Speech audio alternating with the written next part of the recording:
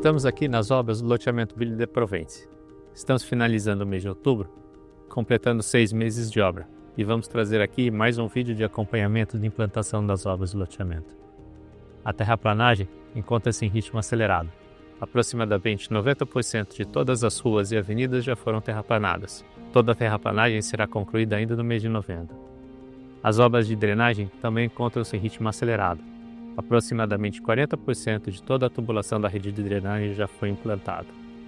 Neste mês, contratamos a empresa que executará as redes de eletrificação e iluminação pública do loteamento, que já começará a trabalhar ainda no mês de novembro. A portaria de fechamento está com toda a fundação e estrutura já concluída. Ainda dentro deste mês, iniciaremos a parte de acabamento e cobertura da edificação.